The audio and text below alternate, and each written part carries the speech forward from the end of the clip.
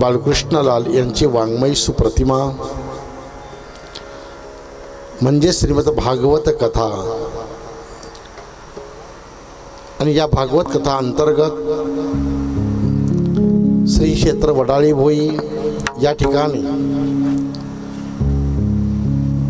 ज्यांच्या माध्यमातून ही आपल्याला कथा आयोजित केलेली आहे असे आपल्या सर्वांचे हृदयस्थ आदरणीय श्रीयुत कुशावा ज्या महान माता त्यांची आजची 7वी पुण्यतिथीच्या निमित्ताने वैकुंठवासी राधाबाई यांच्या निमित्त ही आपल्याला भागवत सेवा आपण रुजू करत आहोत।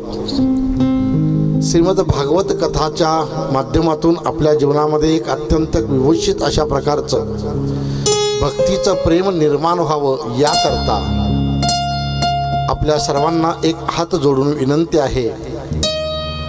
ही भागवत कथा श्रवण केल्यानंतर निश्चितच आपल्या जीवनामध्ये विशेष प्रकारचं पुण्यता प्राप्त होऊन त्याद्वारा शांती आणि समाधान प्राप्त होईल याची स्वतः परमात्मा ग्वाही देत आहेत। याकरता अंतःकरणपूर्वक आपल्या मधुर वाणीला माधुर्यता प्राप्त करण्याकरता आणि आपल्या शरीराच्या ठिकाणी एक सात्विकता निर्माण होण्याकरता भगवत नामाचं आश्रय घेऊन सर्वजण या ठिकाणी संकीर्तनमध्ये समाविष्ट व्हायचं आहे।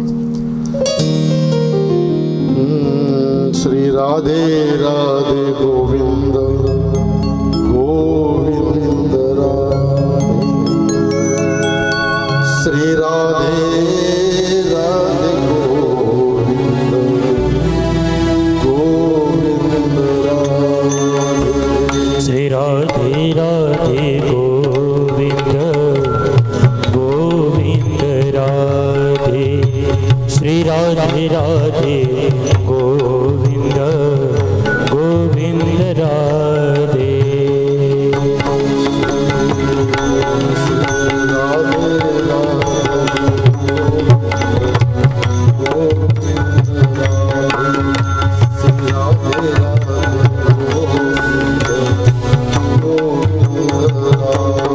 श्री राधे राधे गोविंद गोविंद राधे श्री राधे राधे गोविंद गोविंद राधे गोविंद राधे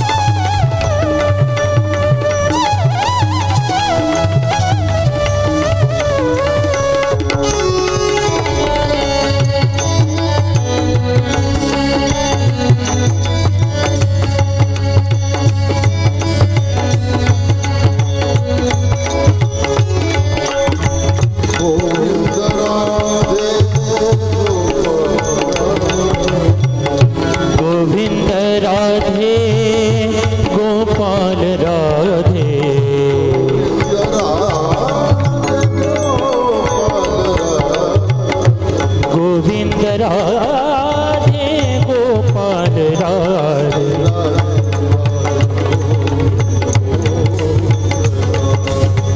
राधे राधे गोविंद गोविंद राधे श्री राधे राधे गोविंद गोविंद राधे गोविंद राधे राधे गोपाल राधे गोविंद राधे राधे गोपाल राधे राधे राधे गोविंद गोविंद राधे श्री राधे राधे गोविंद गोविंद राधे श्री राधे राधे गोविंद गोविंद राधे गोपाल राधे गोपाल राधे गोपाल राधे हाँ गोपाल राधे राधे गोपाल राधे गोपाल गोपाल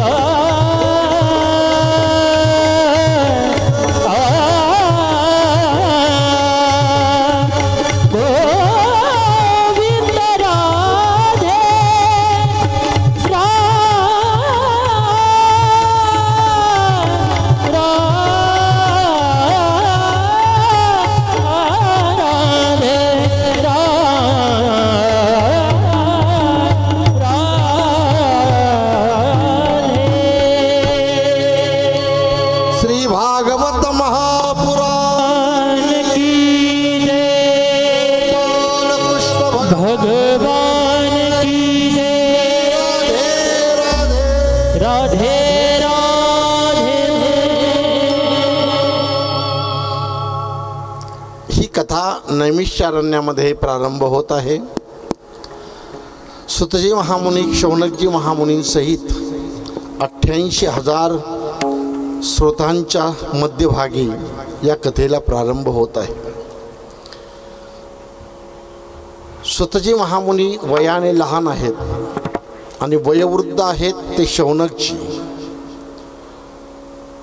वयोवृद्ध तपोवृद्ध असणारे शौनकजी वयाने लहान असणाऱ्या भगवान शुकदेवांच्या आश्रयाने पुनीत झालेले श्री सुतजी महामुनी आणि या सुतजी महामुनींना प्रश्न करतात स्वतः शौनकजी।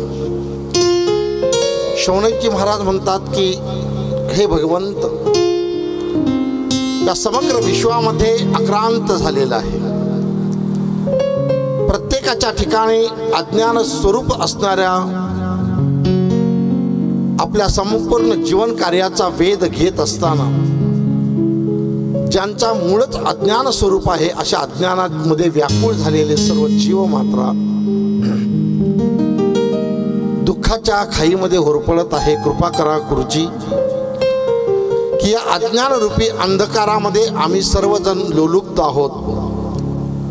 श्री गुरुदेवजी महाराजांच्या कृपेने आपल्या ठिकाणी हजारो सूर्याचं तेज आहे, तेव्हा श्री गुरुदेवांच्या कृपांकित असणारे हे सुतजी महामुनी आम्हा अज्ञानरूपी तमस असणाऱ्या अंधकाराचा नाश करण्याकरता आपल्या ज्ञानाचं एक पटल आमच्या अंतःकरणामध्ये प्रविष्ट करा की जेणेकरून आमचा अज्ञानरूपी असणारा अंधकार नाहीसा हो, आमच्या ठिकाणी केवळ आणि केवळ भक्ती सुख प्राप्त होऊन अंतःकरणामध्ये ज्ञानाचा उदय प्रगल्भित व्हावं, याकरता हे प्रभू आम्हाला उपदेश करा।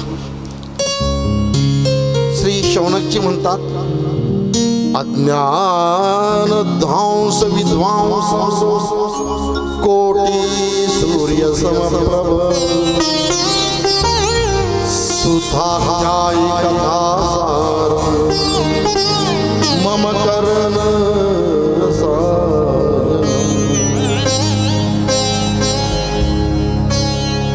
श्री शुकदेवजी महामुनींच्या कृपांकित असणारे हे सुतजी महामुनी ज्याप्रमाणे एखादा कल्पवृक्ष प्राप्त झाल्यानंतर मनोवांछित इच्छा पूर्ण करतो, एखाद्या वेळेस चिंतामणी प्राप्त झाल्यानंतर जीवनातली चिंता तो दूर करतो, तद्वत त्याप्रमाणे हे सुखदेवजी, हे सुतजी महामुनी अशा दुर्लभ वैकुंठ दुर्लभ असणारं अशा प्रकारचा ब्रह्म साक्षात्कार आम्हाला प्राप्त करून द्या अशी आमच्या सर्वांच्या वतीने आपणाजवळ विनंती आहे. हे स्वतः शौनकजी सुतजी महामुनींना सांगतात. कारण आज या समग्र विश्वाकडे पाहिल्यानंतर काळरूपी व्याळाने सर्व ग्रासित सर्वजण आहोत. संसरती म्हणजे मृत्यू हा प्रत्येकाला अनिवार्य आहे आणि या मृत्यूरूपी दुःखामधून मुक्त होण्याकरता एक केवळ परमात्मा स्वरूप असणारे आपण आहात आणि आपणच आमच्या ह्या मृत्यूच्या भयापासून दुःख निवृत्त करण्याचं सामर्थ्य आपल्याजवळ आहे. ते सामर्थ्य आम्हाला प्राप्त करून द्या अशी विनंती करतायत. कारण काल व्याल मुख ग्रास त्रास निर्नाश हेतवे श्रीमद भागवतम शास्त्र कलौ किरेन भाषत. सरकणारा याला संसरती म्हटलं जातं, जो सरकत राहतो. ज्ञानोबरांच्या भाषेत सांगायचं म्हटल्यानंतर आजा मेला पंजा मेला बाप मसना गेला देखत देखत नातू पंतू तोही तैसे झाले. म्हणून येथे उरो आले नाही अवतार हेरते प्रामर जीव किती एकही इथे शिल्लक राहत नाही. आणि म्हणून या मृत्यूचं भीती सर्वांच्या ठिकाणी ज्ञानोबराय म्हणतात अगा मर हा शब्द न साची.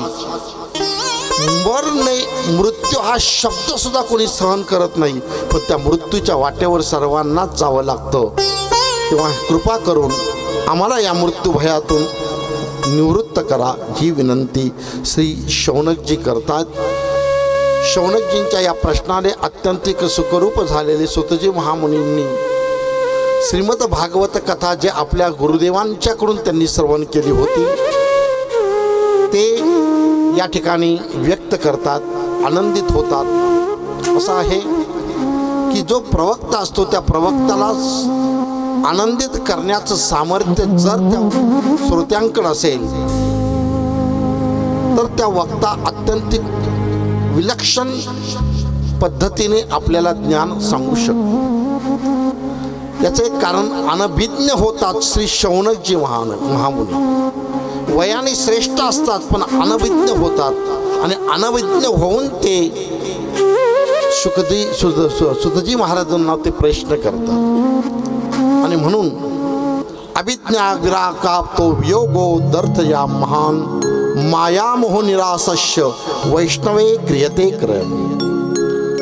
सुतजी महामुनी म्हणतात की हे भगवंत, हे श्रोते जन हो, आपण जो प्रश्न विचारलेला आहात तो माझ्या तुमच्या वैयक्तिक कारणासहित नाही, तर तुम्ही जो प्रश्न विचारला तर सर्व जगाकरता तुम्ही विचारलेला आहात. तेव्हा या अज्ञानाचा जोपर्यंत नाश होत नाही, ज्ञानाचा उदय होत नाही, तोपर्यंत आपल्या जीवनामध्ये अंधकार हा राहणारच आहे. त्याकरता वैष्णवजन भक्तीचा आश्रय घेऊन आपल्या सर्व दुःखाचा नायनाट करतात. असे वैष्णवजनांच्या माध्यमातून ही कथा ज्यावेळी शुकदेवजी महामुनींनी परीक्षितीला सांगायला सुरुवात केली होती, ऐका. त्यावेळेला अत्यंतिक दुःखाने व्याकुळ झालेले परीक्षित आणि त्या दुःखाचं निवारण करण्याकरता स्वतः शुकजी महामुनी त्या सर्वांच्या मध्यभागी प्रविष्ट होतात. अत्यंतिक विलसित अशा आनंदाने सर्वजण त्यांचं स्वागत करतात. आणि आता कथा प्रारंभ करणार आहात. शुकदेवजी आता परीक्षितीचं दुःख निवारण करणार आहेत. त्याच कालावधीमध्ये देवता लोक अमृत कुंभ घेऊन त्या ठिकाणी आले. आणि हे अमृत कुंभ घेऊन आल्यानंतर शुकजी महामुनींना विनंती करतात देवता की तुम्ही शुकदेव तुम्ही ज्या परीक्षितीला कथा सांगणार आहात ती कथा हा अमृत कुंभ तुम्ही ज्या मरणाला भीतीने 7 दिवसामध्ये त्या परीक्षितीचा मृत्यू सुनिश्चित आहे, त्या 7 दिवसाच्या सुनिश्चित असणाऱ्या मृत्यूपासून भयमुक्त करण्यासाठी आम्ही हा अमृत कुंभ घेऊन आलेलो आहोत. आणि या अमृत कुंभाच्या बदली तुम्ही आम्हाला सुद्धा ही कथा सांगा अशी देवता लोक शुकजी महामुनींना सांगायला सुरुवात केली. शुकजी महामुनींनी विचार करतात, परीक्षिते कथा वक्तुम सभाया संस्थिते शुके सुधा कुंभ गृहीत्वैव देवास्त्रसमा.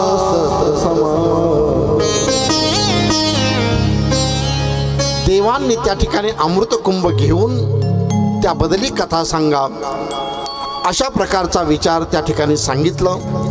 आता मग शुकजी महामुनी मनामध्ये विचार करतात, या देव दुर्लभ अशा प्रकारचं असणारं हे स्वर्ग लोक प्राप्त करण्याकरता साधे प्रयत्न करावे लागतात का? शास्त्र सांगतं की 100 यज्ञ केल्यानंतर अश्वमेध यज्ञ परिपूर्ण झाल्यानंतर स्वर्गाची प्राप्ती होत असते आणि त्या स्वर्ग प्राप्त झाल्यानंतर तिथेही अमृत मिळणं अत्यंत दुर्लभ अशा प्रकारचं आहे. अशा प्रकारचं अमृत दुर्लभ असणारं हे सहजासहजी हे अमृत घेऊन या बदली कथा सांगा असं ज्या अर्थी हे देवता आलेले आहेत, निश्चितच त्या अर्थी असा आहे की या अमृतापेक्षा ही कथा श्रेष्ठ आहे. कारण अमृत प्राप्त करून घेण्याकरता देवांना काय साधा प्रयत्न करावा लागला नाही.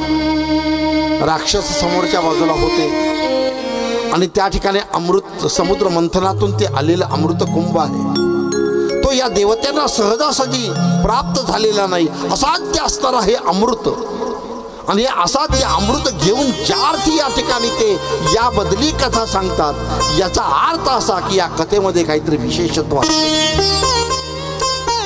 देवता दुर्लभ ही कथा आहे अशा प्रकारचा विचार श्री परीक्षित ते शुकजी महामुनी करतात. देवता लोक विनंती करतात की परीक्षिते कथा वक्तुम सभाया संस्थिते शुके सुधा कुंभ गृहीत्वैव देवास्त्र समागम. आणि मग विचार करता अर्थी आम्हाला ही कथा सांगा असं ज्यावेळी देवता बोलायला लागले त्यावेळेला मग विचार केला शुकजी महामुनींनी. एका बाजूला अमृत कुंभ आहे आणि एका बाजूला सुधा कुंभ आहे. एका बाजूला कथामृत आहे, एका बाजूला अमृत आहे, एका बाजूला कथा आहे. तुलना केली, दुर्लभ असणार हे अमृत आणि सुलभ असणारी कथा आहे. कथा काय सुलभ आहे, कधी केव्हाही कशाही प्रकारचं श्रवण करता येते अशी कथा आहे. आणि अमृत दुर्लभ आहे. पण या देवता लोकांना या अमृताबदली कथाचा अपेक्षा असल्यामुळे या कथेचं वैभव त्या ठिकाणी वाढलेलं आहे. आणि मग त्या ठिकाणी विचार केला की अमृतापेक्षा कथा कशी श्रेष्ठ आहे याचा तौलनिक माप केलं. आणि मग विचारांती असं निदर्शनात आलं की अमृत दीर्घजीव करतं. अमृत काय करतं? अमरत्व प्राप्त करतं, दीर्घजीवी प्राप्त करून देतं. पण कथामृताचं श्रवण केल्यानंतर दिव्य जीव प्राप्त होतो. दिव्यता ज्याने करून प्राप्त होती ती कथा आहे आणि दीर्घ जीवन प्राप्त होतं ते अमृत आहे. अमरत्व प्राप्त होतं ते अमृत आहे. अमृत पिल्याने अमरत्व प्राप्त होतं, अमृत पिल्यानंतर अमरत्व प्राप्त होतं. पण कथा श्रवण केल्यानंतर अभयत्व प्राप्त होत असतं. अशी अभयत्व प्राप्त करून देणारी आणि दिव्य जीवन प्राप्त करून देणारी ही कथा आहे. म्हणून या कथेचं आणि ज्या वेळेला अमृताचं तुल्यमापन केलं त्यावेळेला शुकदेवजी महाराजांच्या लक्षात आलं. ते विचार करतात, को सुधा कथा लोके को काचा निर्महा ब्रह्मरातो विचार्यैवो तदा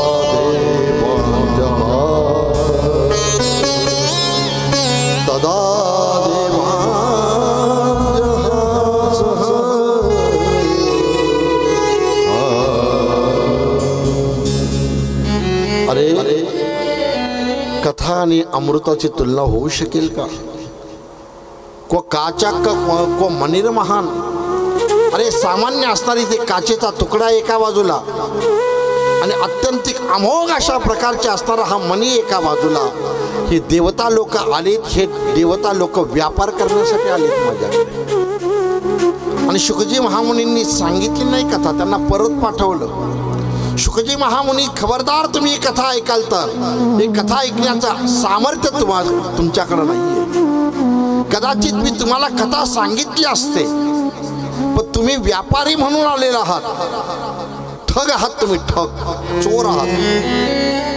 आणि चोर असे नाही, एक सामान्य काचेचा तुकडा घेऊन माझ्याकडे आला अमृत रूपाने, आणि अत्यंतिक अमोघ अशा प्रकारची कथामरूपी असणारा मणी याची अपेक्षा करतात. असा व्यापार होत नसतो. अरे व्यापारासाठी व्यवस्थित आणि तुल्यबळ अशा प्रकारची वस्तूची देवाणघेवाण करावी लागते, त्यावेळी तो व्यापार होत असतो. तुम्ही तुल्यबळ पदार्थ आणले नाही, तुम्ही काच आणली आणि त्यामागे मनी मागतात. म्हणून याचा अर्थ असा की तुम्हाला ही कथा सांगण्याचा अधिकार आहे. भक्तांतांस विज्ञाय नदतो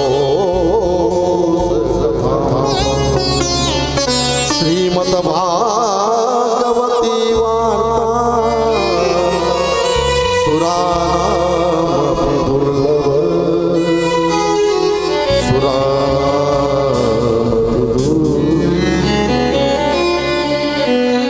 विष्णुरात श्रोता ब्रह्मरात वक्ता. श्रुतजी महामुनी, शुकजी महामुनी हे ब्रह्मरात आहेत आणि परीक्षित विष्णुरात आहेत. देवतांना कथा ऐकण्याची परवानगी दिली ना शुकजी महामुनी.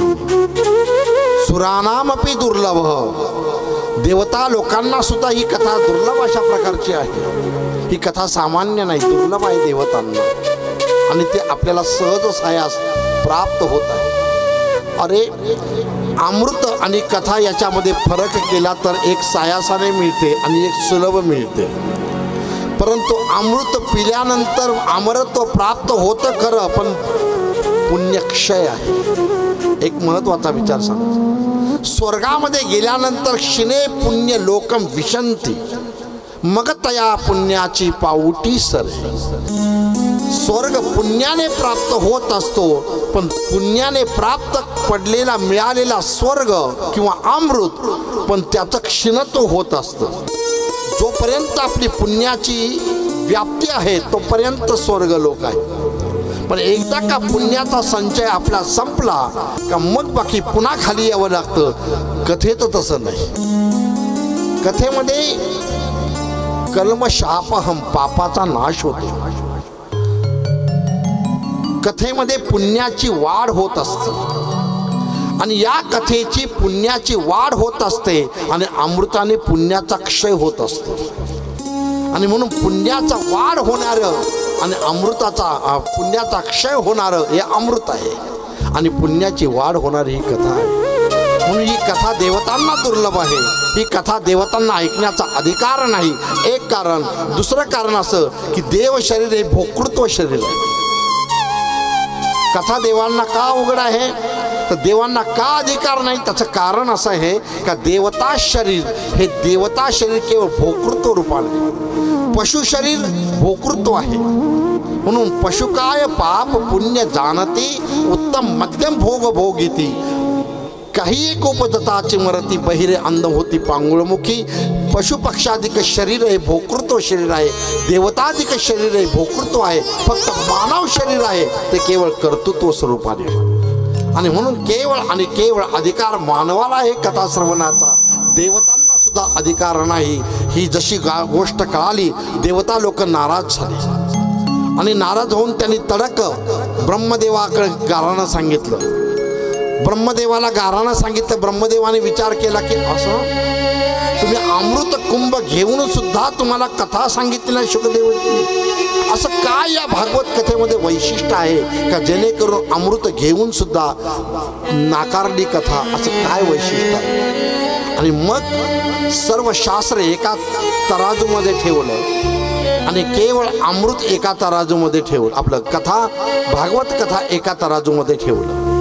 परिणाम स्वतः ब्रह्मदेवाने बघितलं तर इतर सर्व शास्त्र असणारी एक तराजू तो वरती गेला आणि केवळ एक भागवत कथा एका तराजूमध्ये ठेवलं होतं, ते तराजू खाली आले. लघुनन्यानी दातानी गौरवेन इदं महान तदा ऋषिगणा सर्वे विस्मयं परमं राजमोक्षं तथा वीक्षं पुराधापि विस्मित सत्यलोके तुला मध्वा तोलयत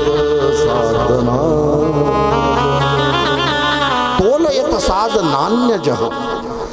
तुलना केली असताना ते तराजू भागवताचं खाली गेलं. श्रीमद भागवत कथा सामान्य कथा नाही. अनंत जन्माचं आपले पुण्य असेल त्यावेळेच वेळेला ही कथा श्रवणाचा योग येत असतो आणि मग ही कथा अत्यंत उत्तम अशा प्रकारची आहे. हे ब्रह्मदेवाला सुद्धा पाहिलं. त्याच क्षणी श्री परीक्षितीचा विमानातून गेलेला तो देह पाहिल्यानंतर मग लक्षात आलं की ही भागवत कथा सर्वश्रेष्ठ आहे. आणि या भागवत कथेने शुकजी महामुनींना परीक्षितीला तत्काळ भयमुक्त केलं, अभयत्व दिलं. असं अभयत्व प्रदान करणारी श्रीमद भागवत कथा आहे. म्हणून गोपाळ कृष्ण भगवान की जय. सुतजी महामुनी म्हणतात, शौनकजी प्रश्न करतात की हे महात्मन, ही कथा प्रारंभ कशी झाली याची कृपा करून आम्हाला याची माहिती करून द्या. कोणत्या युगामध्ये कोणत्या काळामध्ये ही भागवत कथा निर्माण झाली याची आम्हाला कृपा करून माहिती द्या. आणि मग सुतजी महामुनी त्या ठिकाणी सांगतात, एकदा ही विशालाया चत्वारो ऋषियो मला सत्संगार्थ समायाता सदृशुस्ततना.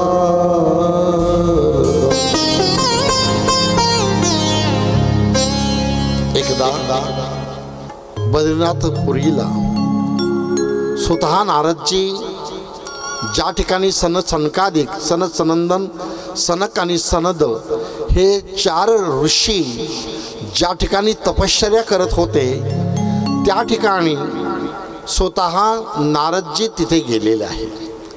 नारदजी म्हणजे त्यांचे धाकटे भाऊच आहेत. सनकादिकांचा प्रथम अवतार आहे आणि तदनंतर नारदजींचा आहे. ज्या वेळेला स्वतः सत्संग घडेल आणि तो सनकादिकांनी पाहिल्यानंतर आनंद वाटला, कारण एका साधूला दुसरा साधू मिळाल्यानंतर तो आनंद होत असतो. म्हणून संतांची भेट ही परम कल्याणप्रद आहे. संत प्राप्त होणे आपल्या जीवनाचं एक अत्यंत विलक्षण अशा प्रकारची पुण्य आहे. कारण सहजासहजी संतांची भेट होत नाही. संत भेट होणं अत्यंत दुर्लभ आहे. संतांची संगती होणं अत्यंत दुर्लभ अशा प्रकारची आहे. आणि अनायासे श्री नारदजींनी पाहिलं की समोर सनकादिक आहेत. अत्यंत विलक्षण आनंद झाला. पण सनकादिकांनी ज्यावेळी नारदजींकडे पाहिलं, संतांच्या संगतीचा काय लाभ आहे तुकोबारांची कितीतरी प्रमाण आपल्याला सांगता येत. संत संगतीचे काय सांगू सुख, संत संगतीचे काय सांगू सुख, संत संगतीचे काय सांगू सुख.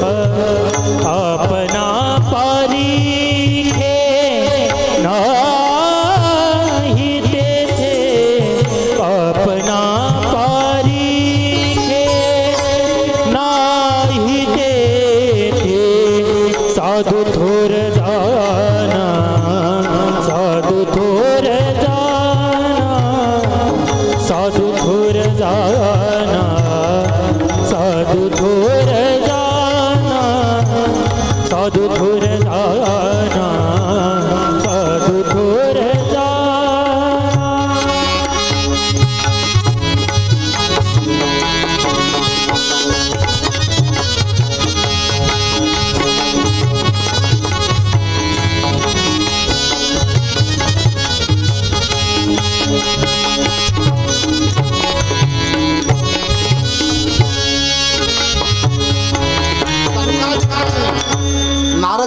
पाहिलं पण त्या ठिकाणी नारदजींचा चेहरा पडलेला दिसला आणि नारदजींचा पडलेला चेहरा पाहिल्यानंतर सनकादिकांना आश्चर्य वाटलं। जे केवळ प्रभू नारायण नामस्मरणामध्ये आनंदित असणारे नारदजींचा चेहरा का पडला?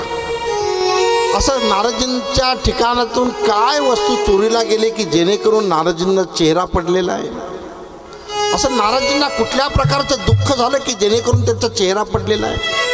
अरे नारदजी तर साधू आहेत, ते रमता राम आहेत, ते जिकडे जातील तिकडे आनंद स्वरूप प्राप्त होणारे आणि स्वतः आनंदित असणारे श्री नारदजी आहे। मैं तो रमता, मैं तो रमता, साधू कसा? मैं तो रमता जोगीरा, मेरा क्या दुनिया, मेरा क्या दुनिया, मेरा क्या दुनिया। मैं तो रमता जोगीरा, मैं तो रमता जोगीरा, मेरा क्या दुनिया से का, मेरा क्या दुनिया से का, मेरा क्या दुनिया से का। जगाचा सगळा संबंध सोडलेले नारदजी आहे। कुठल्याही प्रकारचा संग नसल्याचा परिणाम, कारण संघामध्ये दुःख आहे। संघात संजायते कामत, संघामध्ये कामाची व्याप्ती होत असते म्हणून नारदजी असंग निसंग आहे आणि निसंग असणाऱ्या नारदजींना दुःख कसलं आहे? आणि त्यावेळी सनकादिकांनी विचारलं, नारदजी अशी आपल्या ठिकाणची काय वस्तू चोरी गेली की एखाद्याचं धन चोरी गेल्यानंतर त्याला जसा दुःख होतं तसं आपल्या ठिकाणचं असं काय चोरीला गेले की जेणेकरून आपल्याला दुःख झालं? आणि मग नारदजींनी आपली कथा सांगायला सुरुवात केली। नारदजी म्हणाले की असाच एका वेळेला मनामध्ये इच्छा निर्माण झाली का सत्संग करावं। या सत्संग करण्याच्या उद्देशाने मी ज्यावेळेला पृथ्वी तलावर आलो आणि महान महान तीर्थांना मी भेट दिली। हरिक्षेत्रे कुरुक्षेत्रे श्रीरंगम सेतुबंधनम एव मादेशु तीर्थेषु भ्रममान इतस्तृतः। मी हरिक्षेत्रामध्ये हरिद्वारला गेलो होतो, मी कुरुक्षेत्राला गेलो होतो, मी श्रीरंगपट्टमला गेलो होतो, मी सेतुबंधम म्हणजे रामेश्वर आदी करून तीर्थांना गेलो होतो।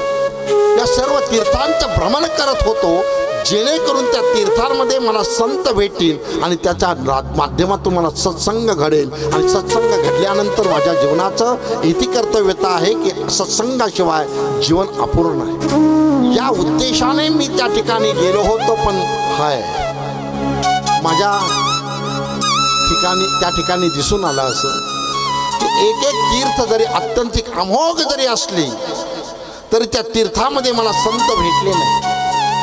त्या तीर्थ महान महान तीर्थांमध्ये मी गेलो पण त्या ठिकाणी मला तीर्थाची ज्या संतांची अपेक्षा होती ते संत मला मिळाले नाही। सर्व त्या ठिकाणी दिसले ते सर्व संत दिसले ते वेगळेच दिसले मला। पाखंड सरतः निरतः संत, सर्व जे दिसलं ते पाखंड मला दिसलं, संत दिसलं नाही। पाखंड म्हणजे पापस्य खंड हा इथे पाखंड, सर्व पापी लोकांचाच भरणा मला दिसला। बाहेरून वेश तरी संतांचा घालत होते पण आतून कर्मठ आणि पापयुक्त अशा प्रकारचे चित्त कुठल्याही प्रकारचं त्यांच्या ठिकाणी भगवत आराधना होईल असं काही मला त्यांच्या ठिकाणी दिसलं नाही। नारदजी म्हणतात, बरं नारदजी म्हणतात की आणि हो तू बघा तुम्ही महान महान तीर्थामध्ये जावा, त्या तीर्थांमध्ये दिसतील ते साधू नाहीत तर त्या तीर्थामध्ये दिसतील ते आपल्याला डुबाडायला कसं मिळेल? आपल्या सर्वांना अनुभव आहेत, बरेचसे तीर्थयात्रेमध्ये जातात पण तिथे उत्तरेकडे गेल्यानंतर पहा तुम्ही दक्षिणाम समर्पयामी, जिथे जाऊ तिथे मागतातच, नाही मागितलं तर ते आहे शिव्याशाप देतात ते लोक। अरे आपण दर्शनाकरता जातो ते वेगळ्या अर्थाने, ज्या भगवंताचं दर्शन घेतल्यानंतर आपल्या जीवनामध्ये आल्हादता प्राप्त व्हावं या उद्देशाने आपण तीर्थयात्रेला जातो. पण हाय तिथे गेल्यानंतर शोभ निर्माण होतो, अनंत प्रकारची गर्दी, प्रत्येक ठिकाणी विधीला लयलूट करणारी तिथली लोक ही पाहिल्यानंतर व्याकुळता निर्माण होते. अरे कसली तीर्थयात्रा, काय ही तीर्थयात्रा. आणि बघा तुम्ही, आम्ही एकदा सहज एका तीर्थामध्ये गेलो होतो. तिथे गेल्यानंतर एक उत्तम प्रकारचा, मला वाटतं कमीत कमी 20 ते 22 कोटीचा आश्रम असेल. आम्ही विचारलं का हो हा आश्रम कोणाचा आहे. आम्हाला उत्तर मिळालं त्यागीजी महाराजांचा. आश्रम कोणाचा? त्यागीजी महाराज. नाव त्यागीजी आणि आश्रम 4 कोटीचा, 20 कोटीचा. अरे जर त्यागीजी जर तुमचं नाव असेल, सर्वस्वाचा त्याग करणारे तुम्ही त्यागीजी आहात, तर मग हा आश्रम कशाला. एका आश्रमामध्ये गेलो तर त्या ठिकाणी फार मोठा बँजो चालला होता आणि त्या आश्रमाच्या वरती नाव होतं शांती आश्रम. नाव काय? शांती आश्रम. आणि आतमध्ये भला मोठा कल्लोळ चाललेला आहे. एका आश्रमामध्ये लहान लहान पोरं खेळताना दिसली आणि ते खेळताना दिसल्यानंतर म्हटले का हो ही मुलं कोणाची आहेत. ते म्हणे आमच्या महाराजांचे. काय तुमच्या महाराजांचं नाव? ब्रह्मचारीजी महाराज. नाव ब्रह्मचारीजी महाराज आणि मुलं खेळतात तिथे. एकंदरीत पापस्य खंड हा या सर्व साधूंच्या वृत्तीमध्ये आस्थेनेवरचे निखारे आहेत. पोटासाठी संत, पोटासाठी संत,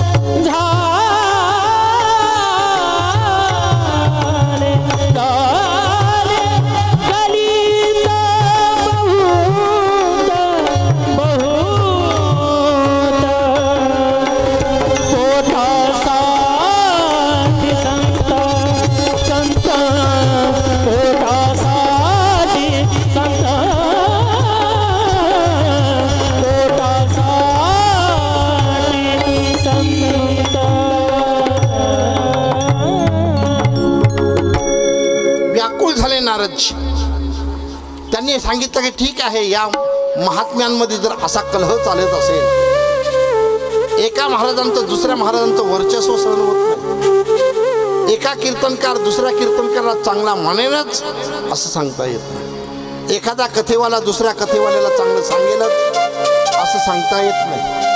अशा प्रकारचं चाललेलं अशांत वातावरण पाहिल्यानंतर नारदजींचा अत्यंत क्लेश निर्माण. अरे या प्रभूच्या नामाचं पांघरलेलं पाकड घेऊन हे आता अत्यंतिक विषयांत झालेली ही मंडळी पाहिल्यानंतर नारदजींचं विषण्णता प्राप्त झाली. मग नारदजींनी विचार केला, ठीक आहे यांच्याकडे ही स्थिती आहे, संसारिकांकडे काय ते तरी पाहूया. आणि म्हणून संसार करणाऱ्या लोकांकडे नारदजी गेले. तिथे तर गेल्यानंतर तर प्रचंड वातावरण दिसलं. तिथे गेल्यानंतर प्रत्येक संसारिक अत्यंतिक भयानक अशा परिस्थितीमध्ये दिसला त्यांना. असं सांगितलं की या कलियुगामध्ये मी सांगत नाही, श्रीमद भागवत कथा सांगते. आता इथून पुढं पुरुष साम्राज्य नाही, स्त्रियांचं साम्राज्य आता राहणार आहे. प्रत्येक घराघरामध्ये आता स्त्रिया ज्या सांगतील त्याप्रमाणे आपण वर्तन करणार आहोत. पुरुष प्रधान राहिलं नाही, आता स्त्री प्रधान संस्कृती येत चालली. आणि ही स्त्री प्रधान संस्कृती आल्याचा परिणाम तरुणी प्रभुता गेहे शालको बुद्धिदाय. तरुणी प्रभुता गे. प्रभुत्व जर कोणाचं जर असेल तर ते आता स्त्रियांचं राहणार आहे. आता पुरुषांचं प्रभुत्व राहणार नाही. आणि पत्नीचं जसे म्हणेन तसं वागायची आपली आता भूमिका राहिली नाही. आता आपली भूमिका राहिली नाही तर आपलं सर्व असणारं देवाणघेवाण हे आता महिलांच्या स्त्रियांच्या हातात गेलेलं आहे. विचार करा तुम्ही, साधी गोष्ट, एखाद्या वेळेला कांद्याला 4 लाखाचा भाव मिळाला, 4 लाख रुपये घरामध्ये आले आल्यानंतर पत्नीला विचारते, या 4 लाखाचं करायचं काय? त्यावेळेला सल्ला मिळतो, भावाचा सल्ला घेऊ नका. पत्नी म्हणते, भावाचा सल्ला घेऊ नका, तुमच्या भावाचा सल्ला घेऊ नका, माझ्या भावाचा सल्ला घ्या. शालको बुद्धिदायक, मेहुणाचा सल्ला घेईल पण भावाचा, सख्या भावाचा सल्ला घेणार नाही. म्हणून सख्या भावाला डावलतो पण मेहुण्याला जवळ करतो. शालको म्हणजे मेहुणा. भागवतकार सांगतात शालको बुद्धिदायक. आणि आता इथून पुढचा जो विवाह होणार आहे, हा विवाह मूल्यमापन घराण्याचं होणार नाही, तर हे विवाहाचं मूल्यमापन पैशाने होणार आहे. पूर्वीच्या काळी घरानं पाहून ती मुलगी देत होती. एखाद्या गावामध्ये गेल्यानंतर, एखाद्या घराण्याची चौकशी केल्यानंतर ती लोक सांगायची, अहो त्या घराण्याबद्दल वादच नाही, श्रेष्ठ घराणं आहे, ते खानदान आहे. असे त्यावेळेला विचारसरणी असायची का घरानं पाहून मुलगी देत होते. आता पैशाचा व्यवहार होतो. परिणाम कन्या विक्रयिनो लोभा, कन्या विक्रयिनो लोभा दंपतीनां च कल्पनम्.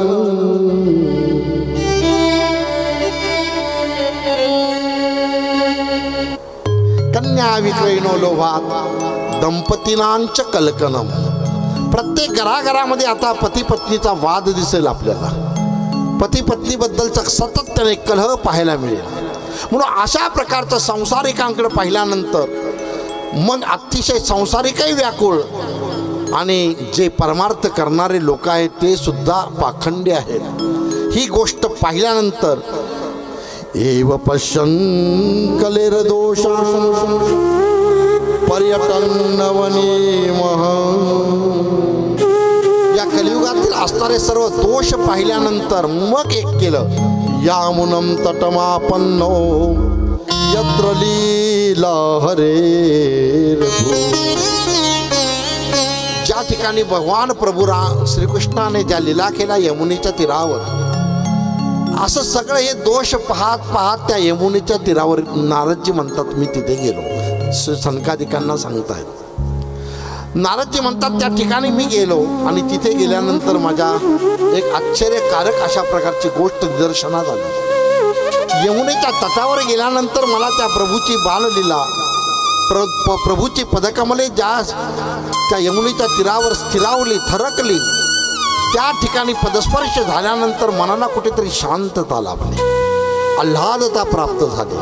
आणि असा आल्हादता प्राप्त झाल्याचा परिणाम मला कुठेतरी व्याकुळ झालेलं मन शांत झालं. आणि त्या ठिकाणी शांततेने बसलो असताना अचानक एक समोर भयंकर कृत्य दिसलं. एक तरुण मुलगी, तिच्या दोन्ही मांडीवर अत्यंत जरट असणारे म्हातारे, ते मरणासन्न अवस्थेमध्ये होते. आणि मरणासन्न अवस्थेत असणारी ती तरुणी विलाप करत होती. मांडीवर 2 वयोवृद्ध असणारे, मरणासन्न अवस्थेत असणारी ती 2 वयोवृद्ध आणि ती तरुणी, त्या दोघांच्या माध्यमातून पाहत पाहत ती विलाप करत होती, रडत होती. आणि काही स्त्रिया तिच्या सांत्वन करत होती. हे सर्व पाहिल्यानंतर परिस्थिती व्याकुळ दिसली. नारदजींचं मन हेलकावले, साधू हृदय होतं ते. नारदजी विचार करतात की काही जरी झालं त्या बिचारीचं, त्या लेकराचं आपण सांत्वन करावं. पण दुसरा विचार मनामध्ये येतो, मी जर त्या ठिकाणी गेलो आणि ती रडत असणारी तरुणी जर म्हटली की बुवा तुला कशाला बोलवलं होतं इथं, मी न सांगता इथं आला कशाला, कशाला अपमान होईल या भीतीने नारदजींनी दुर्लक्ष केलं आणि त्या ठिकाणून निघायचा विचार केला. ज्यावेळी ते निघायला लागले त्यावेळी त्या तरुणीने आवाज दिला, भो भो साधु क्षणं तिष्ठ मच्चिंतामपि नाशय दर्शनं तव लोकस्य सर्वथा गहनं. हे साधू, क्षणभर तिथंच थांबा, तिष्ठतः थांबा आणि माझं म्हणणं काय ते ऐकून घ्या. अशी हाक ऐकल्यानंतर नारदजी पाठमोरी झाली आणि त्या तरुणीकडे येऊन विचारतात, अगं तुझं नाव काय? ही 2 वयोवृद्ध जे पडलेले निपचित ते कोण आहेत? त्या तरुणीने दिलेलं उत्तर, तिने सांगितलं की माझं नाव भक्ती राणी आहे आणि ही दोन वयोवृद्ध जी लोक आहेत ही माझी मुलं आहेत, ज्ञान आणि वैराग्य. हे ज्ञान आणि वैराग्य ही दोन माझी मुलं आहेत. आश्चर्य वाटलं नारदजींना. तरुण असणारी ही भक्ती राणी आणि तिचे दोन वयोवृद्ध झालेले ज्ञान आणि वैराग्य, हे काय प्रकार आहे. आणि मग विचार केला. त्या तरुणीने सांगितलं, भक्ती राणीने सांगितलं, नारदजी हे स्वामी, मी या कलियुगामध्ये सर्वजण भक्तीच्या माध्यमातून पुलंकित व्हावं या दृष्टिकोनातून आले होते. परंतु लोक भक्ती करतात, पण भक्ती करत असताना भक्तीच्या पाठीमागे केवळ भक्ती करतात, ती देवाच्या ठिकाणी भक्ती करून काहीतरी अपेक्षा प्राप्त व्हावी याकरता लोक भक्ती करतात. ज्ञान वैराग्य प्राप्त होण्याकरता भक्ती कोणी करत नाही. तर ही भक्ती करतात काहीतरी आपल्याला संसार दाम्पत्य पदार्थ प्राप्त होण्याकरता भक्ती करतात. देवाकरता देवाची भक्ती न करता संसाराकरता देवाची भक्ती करणारी लोक या भूतलावर वावरत आहेत. म्हणून माझी भक्ती करतात, अपेक्षा संसाराची करतात. म्हणून अशा प्रकारचं अपेक्षा धरून भक्ती करणारी लोक आहेत. म्हणून या भक्तीला मला तरुणपणा आलेला आहे. पण या भक्तीच्या माध्यमातून ज्ञान नसतं, या भक्तीच्या माध्यमातून वैराग्य नाही. वैराग्याची अपेक्षा करत नाही, ज्ञानाची अपेक्षा करत नाही, केवळ अपेक्षा करतात संसार पदार्थांची. म्हणून यांना वृद्धत्व आलेलं आहे. आणि हे वृद्धत्व आल्याचा परिणाम आता हे मरणासन्न अवस्थेला गेलेलं आहे. याचा अर्थ असा की आता भक्ती ही ज्ञानपूर्ण अंगाने होणार नाही, ही भक्ती वैराग्यपूर्ण अंगाने होणार नाही, तर ही भक्ती केवळ अपेक्षा अंगाने पूर्ण होणार आहे. म्हणून भक्तीला सुलभता प्राप्त जरी झाली, भक्तीच्या ठिकाणी सामर्थ्य जरी असलं तरी भक्तीच्या ठिकाणी सामर्थ्य आहे. भक्ती केल्यानंतर काय प्राप्त होणार नाही? भक्ती केल्यानंतर सर्व काही प्राप्त होतं. तुकोबारायांच्या माध्यमातून विचार जर केला, तुकोबाराय सांगतात की भक्तीचं प्रेम ज्याच्या ठिकाणी प्राप्त झालेलं आहे त्याच्या ठिकाणी शांती, क्षमा, दया, निजबोध, निवृत्ती हे प्राप्त होतं. फार काय सांगावं. तर भक्ती साधना ज्याने केलेली आहे त्याच्या ठिकाणी अष्टमा सिद्धी सुद्धा येतात.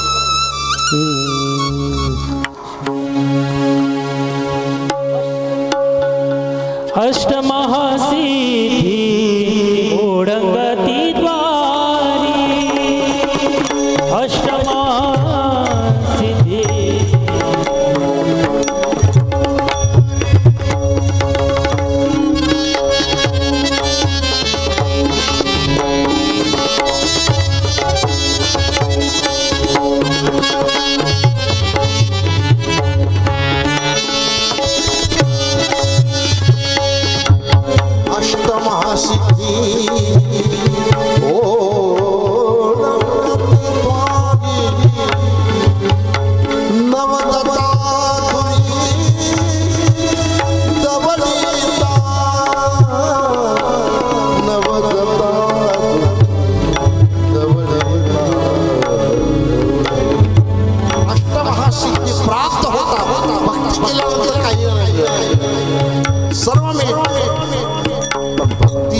ज्ञानपूर्ण अंगाने जर होत असेल तर भक्ती करून भक्तीचं फल प्राप्त होतं. भक्ती जर वैराग्य रूपाने जर आपल्या ठिकाणी नसेल तर त्या भक्तीला अर्थ राहत नाही. भक्ती उल्लंघित झाली, तरुणी झाली, ज्ञान वैराग्य अभाव भक्ती असल्यामुळे ज्ञान वैराग्याला अचेतनत्व प्राप्त झाले. अशा प्रकारची अवस्था पाहिल्यानंतर प्रश्न काय करावं? नारदजी विचारतात याच्यासाठी काय करायचं. तेवढ्यात आकाशवाणी झाली. आकाशवाणीने सांगितलं, हे नारद, सत्संग सत्संग. नारदजींना प्रश्न पडला, कारण नारदजींनी त्या ज्ञान वैराग्याला चेतनता प्राप्त होण्याकरता सर्व वेदाचं उच्चारण केलं. हरि ओम स्वस्तिन इंद्रो वृद्धसवा स्वस्तिन पूर्वा विश्वविदा स्वस्तिन कालो अरिष्टने स्वस्तिन बृहस्पतिर्दत्तात्. स्वस्ति वेद मंत्र म्हटलं ज्ञान वैराग्याला चेतनत्व प्राप्त झालं. गीता सांगितली चेतनत्व. प्रश्न पडला कशा रीतीने यांना चेतनत्व प्राप्त होईल. त्याच वेळी आकाशवाणीने सांगितलं सत्संग. आणि सत्संग कर असं म्हटल्यानंतर सत्संग म्हणजे काय प्रश्न पडला. म्हणजे काय नारदजींना विचार पडला काय म्हणजे काय कशा रीतीने असतं काय हा प्रकार आहे. आणि म्हणून त्या साधूंना विचारलं बाकीच्या का हो सत्संग म्हणजे काय. जे जे ज्ञानी होते जे जे महात्मे होते त्यांनाही सांगता आलं नाही काय नेमका प्रकार आहे. आणि सर्वांना सांगूनही कोणी उत्तर मिळालं नाही. आणि म्हणून चेहरा पडून नारदजी बद्रिका विशालामध्ये बद्रीनाथाजवळ. आणि बद्रीनाथाला गेल्यानंतर तिथे सनकादिक भेटले. इथपर्यंत कथा नारदजींनी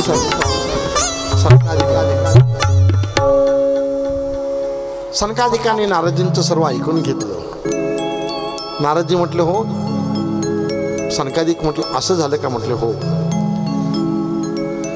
ज्ञान आणि वैराग्याला चेतनता प्राप्त होण्यासाठी सगळ्यात सोपा उपाय आहे. नारदजी म्हटले मग उपाय तो कोणता. मग नारदजी सनकादिकांनी सांगितलं हे नारदजी त्या ज्ञान आणि वैराग्याला चेतनत्व प्राप्त होण्याकरता कलियुगामध्ये फक्त एकच साधन आहे ते म्हणजे श्रीमद भागवत कथा. हे जसे शब्द सनकादिकांनी उच्चारला बरोबरच नारदजींना आश्चर्य वाटलं. नारदजी म्हटलं की मी मोठमोठ्या MBBS डॉक्टरांकडे नेलं होतं. मी सर्जरीवाल्यांकडे नेलं होतं. जो केवळ तपासायचं 4,000 रुपये घेतो अशा मोठमोठ्या डॉक्टरांकडे त्याला नेलं पण त्याचा काय परिणाम झाला नाही. आणि तुम्ही एका सामान्य असणाऱ्या डॉक्टरचा पत्ता देता. सनकादिक म्हटलं कधी कधी सर्जरीने होणार नाही कधी कधी मोठमोठ्या दव्याने काम होणार नाही. ते कधी कधी साध्या चूर्णाने होत असतं. कधी कधी साध्या चूर्णाने सुद्धा रोग बरा होतो. आता हा रोग बरा करण्यासाठी ते चूर्ण वेगळं ते म्हटलं. मग ते कुठलं चूर्ण आहे श्रीमद भागवत कथा. आणि मग सनकादिकांनी सांगितलं त्या भक्ती राणीला घेऊन तुम्ही या त्या ठिकाणी भागवत कथेचं श्रवण करा. ज्ञान वैराग्याला चेतनत्व प्राप्त होईल. जसं असं शब्द वापरलं त्यावेळेला नारदजी भक्ती राणीकडे गेले. नारदजींनी सांगितलं की निश्चितच याला उपाय सापडलेला आहे. आपल्याला हरिक्षेत्रामध्ये जावं लागेल. हरिद्वारला त्या ठिकाणी कथा संपन्न केली ती सनकादिकांनी. नारदजी भक्तीला म्हणतात भक्ती राणी आता स्वतः सनकादिकांनी जबाबदारी घेतलेली आहे अचेतन असणाऱ्या मुलांना चेतनत्व देण्याची जबाबदारी. कारण या कलियुगामध्ये जरी भक्ती श्रेष्ठ असली बाकीच्या साधनांपेक्षा कलियुगामध्ये भक्ती श्रेष्ठ. स्वतः भागवत सांगते यत् फलं नास्ति तपसा न योगेन समाधिना तत्फलं लभते सम्यक्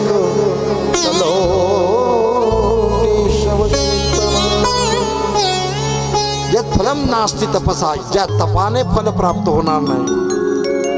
न योगेन समाधिना जे समाधी अवस्था ज्या योगाने प्राप्त होते त्या सुद्धा साधनाचा या ठिकाणी उपयोग नाही. तत्फलम लभते सम्यक त्या ठिकाणी केवळ एकच आहे कलो केशव कीर्तनात. कलियुगामाची करावे कीर्तन कलियुगामाची करावे कीर्तन.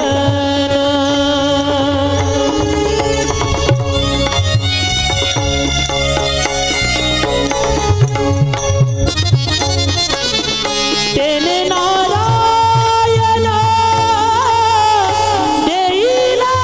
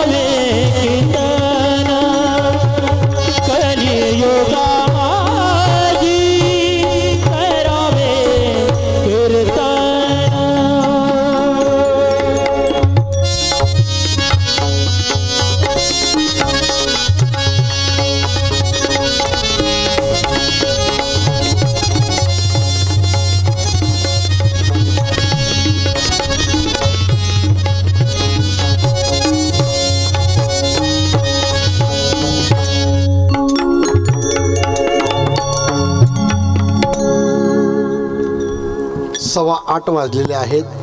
8:45 पर्यंत गेलो तर चालेल का तुमची? धन्यवाद. थोडा उशीर झालेला आहे. 8:30 पर्यंत नेण्याचा प्रयत्न करतो, पर्यंत थांबण्याचा, पण ती कथा एक आहे, इच्छा आहे. असो. ज्यावेळी सनकादिकांनी नारदजींना ग्वाही दिली आणि नारदजी भक्ती राणीकडे जाऊन भक्ती राणीला सांगितलं काळजी करू नकोस, आणि भक्ती राणीला घेऊन नारदजी ज्या ठिकाणी सनकादिक कथा सांगणार होते ते ठिकाण म्हणजे हरिद्वार हे ठिकाण होतं. हरिद्वार हे ठिकाण निवडलं जसं तसं ज्या सनकादिक आपल्याला कथा सांगणार आहे ही जशी वार्ता हा म्हणता सर्व दूर पसरली गेली, आणि मग ज्याला ज्याला ही गोष्ट कळाली ते धावतच निघाले. जे ऋषीमुनी अनंत वर्ष अनंत दिवस ज्या हिमालयामध्ये तपश्चर्या करत होते ते सर्व ऋषीगण ते खाली आले, आणि खाली असणारे जे संसारिक होते ते आपल्या स्त्रीपुत्रादिकांसहित सनकादिका आपल्याला कथा श्रवण सनकादिकांच्या मुखातून कथा श्रवण करायला मिळणार आहे ही गोष्ट कळाल्याबरोबर संसारिकही निघाले आणि ऋषीगणही निघाले. कोण कोण आले भागवतकार सांगतात.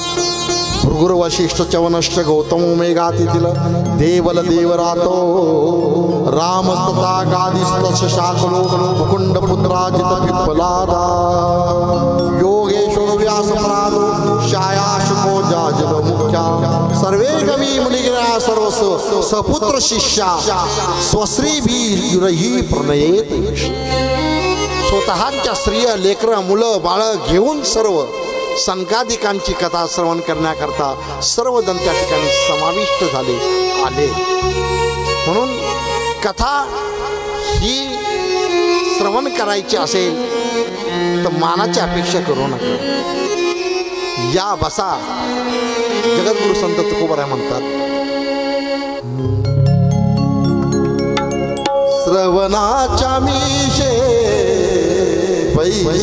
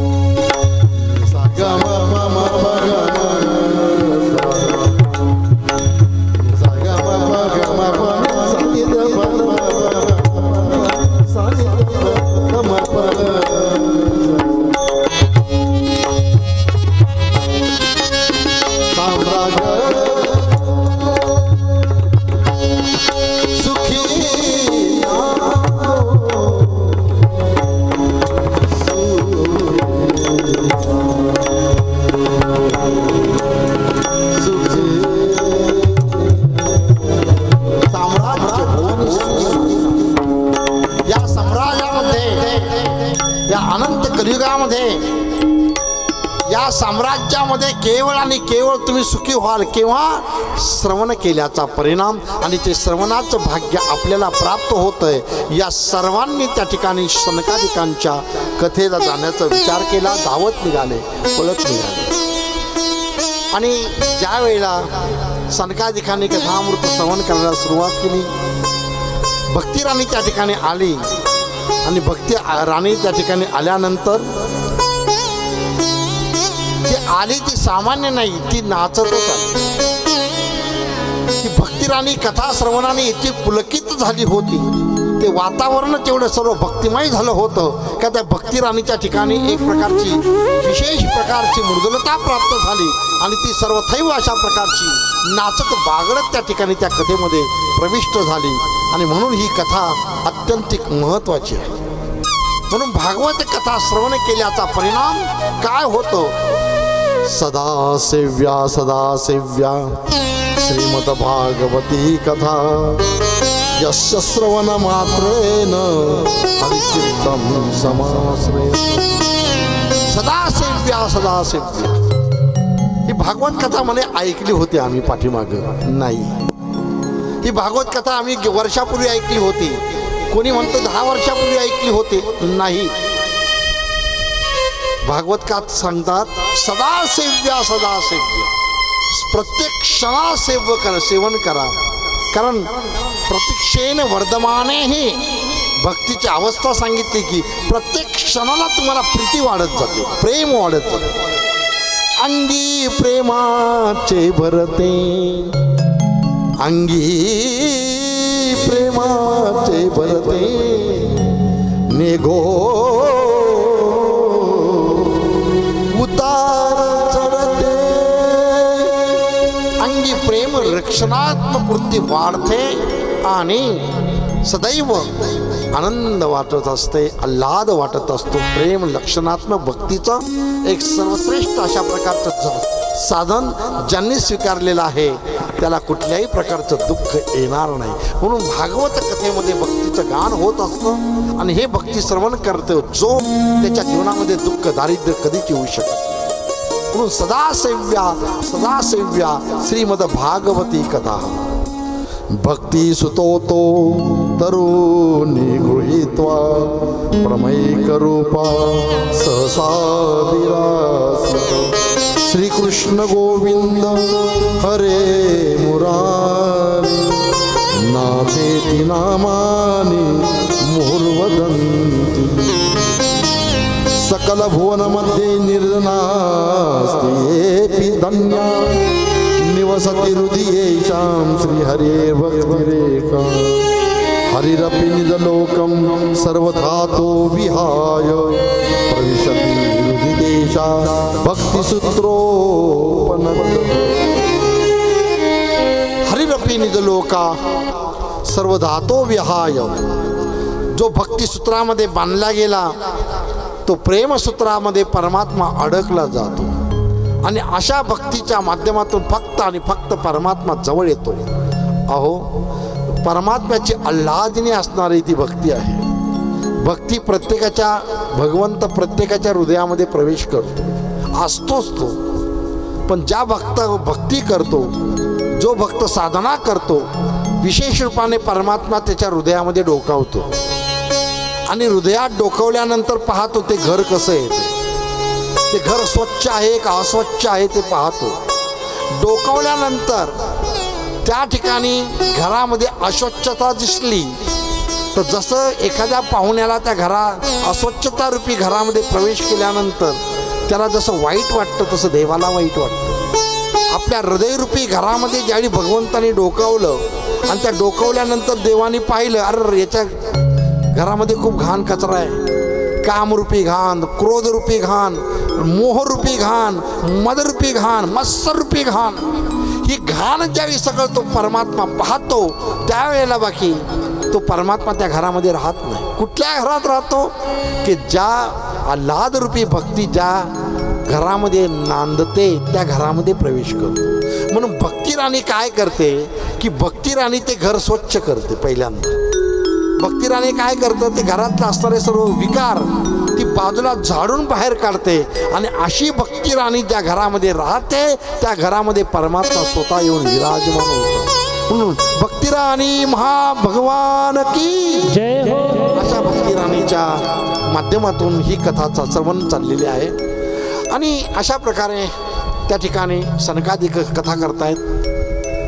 सर्व लोक श्रवण करतात, आनंदित होतात, कोणी नाचते, कोणी बागडते, भक्तीमध्ये सर्व बेभाम झालेले आहेत. आणि अशा अवस्थेमध्ये त्या भक्तीची अवस्था रित राहिलेली सर्व लोक आणि त्याच अवस्थेमध्ये स्वतः सनकादिक सांगतात एवढी भक्ती श्रेष्ठ आहे का त्या भक्तीमध्ये पापात्मक पापी जरी असला, सर्वात पाप करणारा महापापी जरी असला आणि त्याच्यामध्ये जरी परिवर्तन भक्तीचं माध्यम प्राप्त झालं त्याचं पाप नाहीसं होत. हे जसे वाक्य ऐकलं तसं नारदजी लोकांना आश्चर्य वाटलं.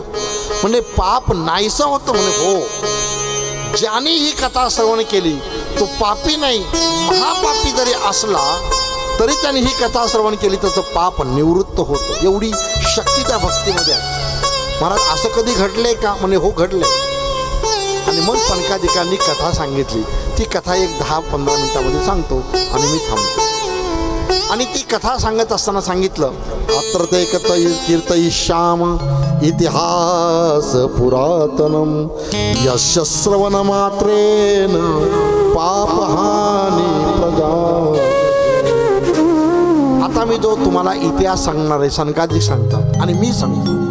आता जे तुम्हाला श्रवण इतिहास सांगणार आहे तो इतिहास तुम्ही अत्यंतिक आनंदित वृत्तीने, श्रवण वृत्तीने जर श्रवण केला तर निश्चितच सनकादिक म्हणतात ते पापी तुमचं पाप नाहीसं होईल. अशी रमणीय ही कथा या ठिकाणी श्रवण करतायत. आणि मग सांगतात की तुंगभद्रा नदीच्या किनारी आत्मदेव नावाचा एक ब्राह्मण राहत होता. आणि तो आत्मदेव नावाचा ब्राह्मण अत्यंत सुशील होता, श्रीमंत होता, पण दुःखी होता. दुःखी का होता तर मध्यान्नापर्यंत आयुष्य आलेलं आहे, आता उत्तरेकडे जाणार आहे. या अवस्थेमध्ये अजूनही पुत्ररत्न प्राप्त झालं नव्हतं आणि म्हणून तो अतिशय व्याकुळ झाला होता. पुत्रहीन जीवन जगण्यापेक्षा मृत्यूला सामोरे जायला काय हरकत आहे. आणि म्हणून एके दिवशी काय मनामध्ये विचार करतो तो ब्राह्मण कोणास आणि सरळ निघतो, जंगलामध्ये जातो. जंगलात जाऊन त्या ठिकाणी आता कुठेतरी प्राण समर्पण करायचं, आत्महत्या करायची असा मनामध्ये त्याचा विचार येतो. कारण मी एक ब्राह्मण कुलात घेतलेला जन्म आहे आणि पुत्रहीन मृत्यूला प्राप्त होणं म्हणजे एक प्रकारचं पातक पुढं नाशाचं पातक माझ्या ठिकाणी लागतं. आणि हे कुळनाशाचं पातक लागण्यापूर्वी मी गेलेलं का हरकत असा मनामध्ये विचार येतो. आणि तो ब्राह्मण दशग्रंथी ब्राह्मण होता, पूजापाठ करणारा ब्राह्मण होता, अत्यंतिक बुद्धिमान ब्राह्मण होता. आणि त्या ब्राह्मणाने असा विचार केला आणि मृत्यूला कवटाळ्याच्या दृष्टिकोनातून तो निघाला, सरळ जंगलात निघाला. एका वृक्षाच्या खाली तो चिंतित बसलेला असतानाच अचानक समोरून त्याला एक महान महात्मा येताना दिसला. अत्यंत तेजस्वी नजर होती. सदैव प्रभूचं नामचिंतन करणारं, ध्यान करणारं, नामचिंतन करत करत करत तो महात्मा चालला होता. आणि तो चालत असलेला महात्मा त्या ब्राह्मणाने पाहिला. ब्राह्मणाने पाहिल्यानंतर नकळत उठला तो आणि जाऊन त्या ठिकाणी त्या महात्म्याचं चरण पकडलं. महात्म्याचं चरण पकडल्याचा परिणाम महात्म्याने शुद्धीवर आले. शुद्धीवर आल्यानंतर पाहिलं एक भूदेव आपलं चरण पकडतात. महात्म्याला विशेष वाटलं आणि वाईटही वाटलं. एक श्रेष्ठ असणारा भूदेव आपलं चरण पकडतो. भूदेवाला किती महत्त्व आहे, प्रत्यक्ष परमात्मा त्यांचं चरण आपल्या वृक्षस्थळावर विभूषित करतो. तो ब्राह्मण, सर्वश्रेष्ठ असणारा ब्राह्मण आपल्या पायाला लागतो याचं वाईट वाटतं. हाताला खांद्याला धरून उठवलं आणि पाहिलं. तेजस्वी नजर होती त्या ब्राह्मणाची, पण चेहरा पडलेला होता. कपाळ भव्य होतं, विद्वत्तेची झाग दिसत होती, पण चेहरा म्लान होता. हे पाहिल्यानंतर त्या साधूला वाटलं की कदाचित ज्ञानाची अपेक्षा करत असतील. आणि मग ज्ञानाची अपेक्षा करण्याचा विचार करत असताना आत्मज्ञान सांगावं अशी इच्छा त्या साधूने मनामध्ये व्यक्त केली की या ब्राह्मणाला आता आपण ज्ञान प्रदान करून आत्मसाक्षात्कार वृत्तीला प्राप्त करून द्यावं, अशी एक प्रकारची साधूची भूमिका होती. आता साधू हे त्याला ज्ञान देणार इतक्यात तो ओक्साबोक्षी रडत ब्राह्मणाने सांगायला सुरुवात केली, हे महात्मा, अनंत प्रकारचं दुःख मी भोगतोय. दुःख भोगत असल्यामुळे अज्ञानाची अवस्था असेल कदाचित. साधूला असं वाटलं की याचा अज्ञान निवृत्त करावं आपल्याला, जेणेकरून याचं दुःख निवृत्त होईल. परंतु त्या ब्राह्मणाने पुढे बोलायला सुरुवात केली. साधू हिरमुसला. ब्राह्मणाने सांगितलं की हे साधू, माझ्या पोटी पुत्र संतान नाही, त्यामुळे मी व्याकुळ झालेलो आहे, दुःख झालेलं आहे मला. तर मला कृपा करा आणि मला पुत्र प्राप्त होईल असा वर द्या. हे जसं वाक्य त्या ब्राह्मणाच्या मुखातून ऐकलं त्याच क्षणी साधूची वृत्ती हिरमुसली. साधू म्हटला की याला मी आता ब्रह्मज्ञान सांगणार होतो, पण हा संसाराच्या पदार्थाची अपेक्षा धरतोय. मी याला ब्रह्मज्ञान देऊन त्याच्या जीवनाचं कल्याण करणार होतो, पण हा अत्यंतिक दुःख मागतोय. आणि मग साधूंनी सांत्वना केलं, हे ब्राह्मणा, अरे तू दुःख व्यक्त करतोस तर मुलांसाठी, पुत्राकरता दुःख व्यक्त करतो. अरे ज्याला पुत्र आहे ते तरी सुखी आहेत का? ज्याला मुलगा आहे ते तरी सुखी आहेत? अरे मुलगा होऊन सुद्धा अनंत प्रकारचं दुःख भोगणारे या भूतलावर लोक आहेत. अरे तू उलट चांगला आहेस, तुला मुलगा नाही. महाराज ते ब्रह्मज्ञान मला सांगू नका, मला बाकीचं काही माहिती नाही. जोपर्यंत माझी लेकरं माझ्या समोर खेळताना दिसतील याच्यासारखा आनंद मला दुसरं काय सांगावं? पुत्रहीनाचं दुःख काय सांगावं? जोपर्यंत माझ्या समोर माझी मुलं खेळत नाही तोपर्यंत माझ्या जीवनाला आनंद नाही. तुमच्या ब्रह्मज्ञानाने मला आनंद प्राप्त होणार नाही. मला मुलगा पाहिजे बस. हे जसे वाक्य ऐकल्यानंतर साधूला आश्चर्य वाटलं आणि साधूने विचार केला, हा अत्यंतिक विद्वान असताना ब्राह्मण एका सामान्य दुःखाची अपेक्षा करतोय, करावं काय? आणि मग त्या साधूने सांगितलं. साधूने पाहिलं तिच्याकडं, भूत भविष्य वर्तमान जाणणारे ते साधू होते. साधूने सांगितलं मुलगा पाहिजे. मग साधूने सांगितलं, हे भूदेवा, अरे बाबा तुला या जन्मी तर मुलगा होणार तर नाहीच नाही, पण पुढच्या 7 जन्मी सुद्धा तुला मुलगा होणार नाही. आता बाकी तो ब्राह्मण हाय मोकळून लढायला लागला. तो म्हणतो, मला 1 पटीचं दुःख तुम्ही 7 पटीने वाढवलं, 7 पटीने तुम्ही दुःख मला दिलं. असं म्हटल्यानंतर बाकीचं माहिती नाही मला.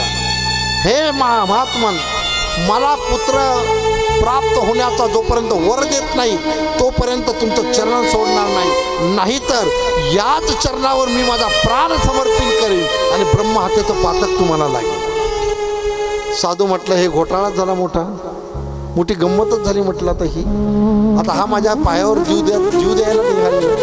शेवटी साधूने विचार केला, ठीक आहे म्हटले. आपल्या झोळीतून एक फळ काढलं आणि त्यांनी फळ काढून त्यांनी त्या ब्राह्मणाला दिलं आणि सांगितलं, हे बघ, हे फळ घे, 1 वर्ष व्रत कर तुझ्या पत्नीने. व्रत कसं करायचं? 1 वेळ जेवायचं. असं 1 वर्ष व्रत कर आणि 1 वर्ष व्रत केल्यानंतर तुला सुंदर पुत्ररत्नाचा लाभ होईल. असा विचार केल्यानंतर आनंद वाटला ब्राह्मणाला आणि ब्राह्मण ते फळ घेऊन घरी गेला. घरी गेल्यानंतर त्याची पत्नी धुंदुकारी नाव होतं तिचं. त्या धुंदुकारीला तिने फळ दिलं. धुंदुकारीला फळ दिल्यानंतर तिने ते फळ घेतलं, नाही म्हटली नाही, पण चियारा पडला तिचा. ब्राह्मण निघून गेले. घरात एकटी होती धुंदुकारी. शेजारीन आली. शेजारून आल्यानंतर म्हणते, का अशी बसली तू चेहरा म्हणून? म्हणे बसू नाही. मग काय? म्हणे झालं काय? म्हणे त्या कुठेतरी कुठला तो संन्यासी त्याला भेटला माझ्या पतीला आणि त्याने म्हणे फळ दिलं आणि फळ देऊन सांगितलं काय, 1 वर्ष फक्त 1 वेळ जेवायचं आणि मग 1 वर्ष जेवल्यानंतर हे फळ खाल्यानंतर तुला मुलगा होईल म्हणे. मग चांगली गोष्ट आहे ती, शेजारीने म्हटली. म्हटलं चांगलं झालं, जर साधूच्या कृपेने तुला पुत्ररत्नाचा लाभ झाला तर तुमचं दुःख निवृत्त होईल. पण ती म्हणे मला त्याची काळजी नाही, पण 1 वेळ जेवायची काळजी आहे मला. म्हटलं, म्हणे काय? म्हणे मला सकाळीच उठल्या मला जवळजवळ अर्धा किलो सफरचंद खाल्याशिवाय चैन पडत नाही. 9 वाजता मला अर्धा किलो पोहे लागतात. 12 वाजता मला 4 भाकरी लागतात. दुपारी 4 वाजता मला परत अर्धा डझन सफरचंद लागतात आणि रात्री उपाशी पोटी झोपू नये म्हणून मी जवळजवळ 5-6 भाकरी खाते. असं माझं जेवण. आणि हे म्हणतात एक वेळच जेवायचं. दुसरी गोष्ट अशी का मी एक वेळ जेवण केल्यामुळे माझं शरीर कृश होईल. आता मी दिसते सुंदर. भागवतकार सांगतात ती कशी होती सांगू तुम्हाला. लोक वार्ता रता क्रूरा प्रायशो बहुजल्पिकः शुरात गृह कुत्तेषु कृपणा कलह प्रियाः. ती कशी होती? भांडखोर होती. कशी होती? खोरं कुदळे असतीलच आपल्या घरी, आहेत ना? शेतकरी आहेत तुम्ही. भांडखोर आणि भांडकुदळे असतीलच तुमच्याकडं. भांडखोर होती ती. शेजारी पाजाऱ्याला भांडण केल्याशिवाय तिला जेवण गोड लागत नव्हतं. अशी लोक वार्ता क्रूरा होती. क्रूरा या शब्दाचा अर्थ अत्यंतिक भयंकर क्रूर होती ती. तिला दयामाया नव्हती. असा काही काही स्त्रियांचा स्वभाव असतो. आयुष्यभर त्या स्त्रियांना कधी कधी अशी परिस्थिती असते का या स्त्रियांना भांडल्याशिवाय जमत नाही. शांततेत घर चाललेलं त्यांना आवडतच नाही. घरामध्ये कलहप्रिया, कलह निर्माण व्हावं अशी त्या घरामध्ये, कलह कसा निर्माण होईल अशी तिची वृत्ती होती. असो अशा प्रकारचा तिचा स्वभाव ती शेजाऱ्यांना सांगते. आणि जर 9 महिन्यांनी मी गर्भवती राहिले, आणि गर्भवती असं सांगतात की गर्भवती स्त्रीला जास्त पळता येत नाही, गर्भवती स्त्रीला जास्त काम करता येत नाही, तिचं शरीर कृश होतं. मग मी काय करू?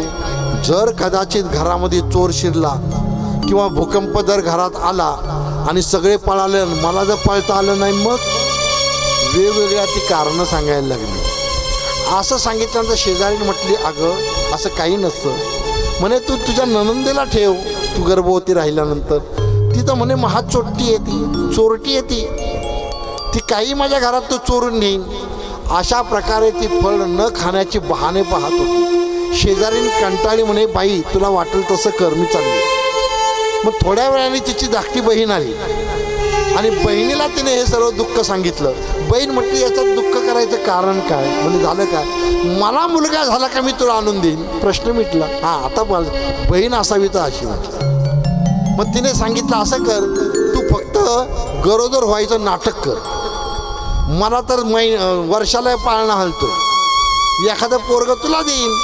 आता तीही मोठी क्रूर होती, तिची बहीण तिच्यापेक्षा वरची होती. म्हणजे माझा मुलगा हिच्याकडे आला तर ही संपत्ती माझीच होईल अशी तिची वृत्ती.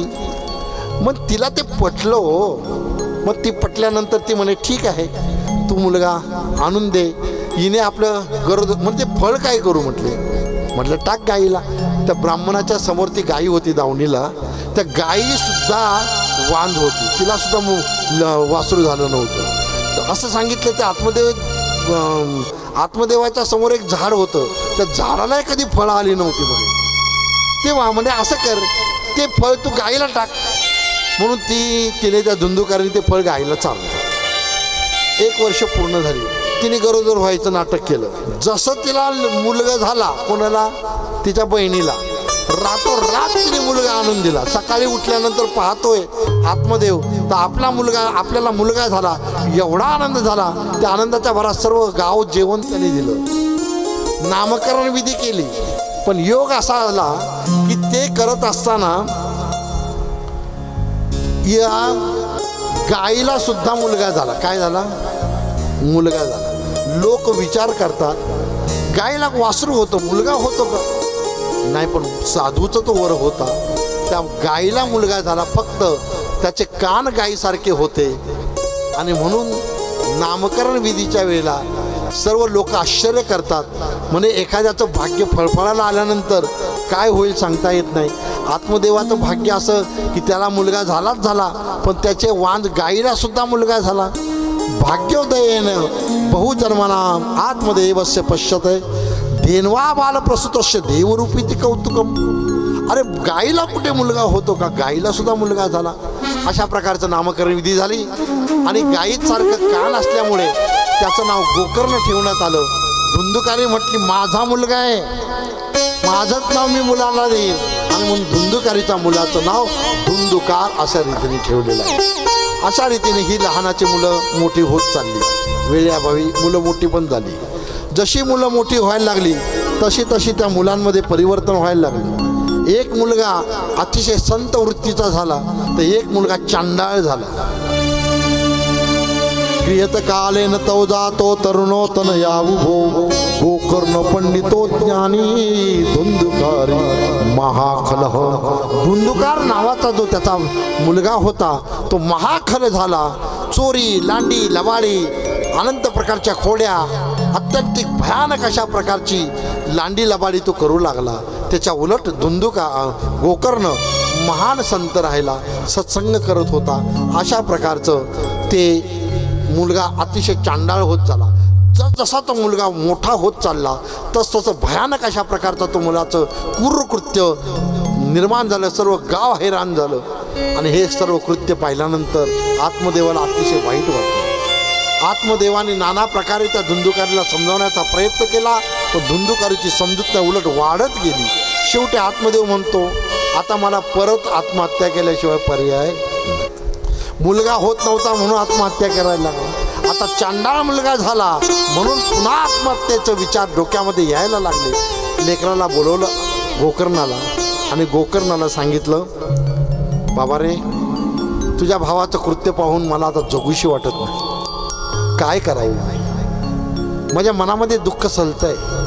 आज आपलं घराणं कोणतं, हा चांडाळवत वागत असलेला मुलगा त्या घराण्याचं लौकिक धुळीस मिळवायला लागलेला. अशा प्रकारचे पुत्र जन्माला जर येत असतील तर त्या घराण्याचं ऐश्वर संपन्नता नष्ट होते. ते घराणं धुळझडीला मिळतं. म्हणून पापी लोक, पापी मुलं जन्माला येणे बापाचं पाप समजलं जातं. कधी कधी मुलं लेकरं अशी जन्माला येतात की सर्व घरदारावर नांगर फिरवणारी ही मुलं जन्माला येतात. तसातला हा धुंदुकारी होता. पण कर्मधर्म योग असा होता की गोकर्ण अत्यंतिक सत्शील होता, शीलवान होता, अत्यंतिक ज्ञानी होता. बापाने आपल्याला हे गाराणं सांगितल्यानंतर गोकर्ण आपल्या वडिलांना उपदेश करतात. तो उपदेश फार उत्तम आहे.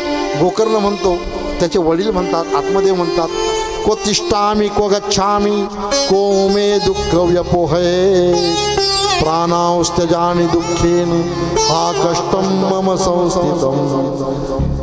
अशा प्रकारचं मी आता काय करून काय नको अशी झालेली आहे. फक्त प्राण त्याग करावा अशी इच्छा आहे. आणि मग गोकर्ण सांगतात बाबा, ह्या जगतामध्ये आलेला तो सर्व दुःखच आहे, सुखी कोणी नाही.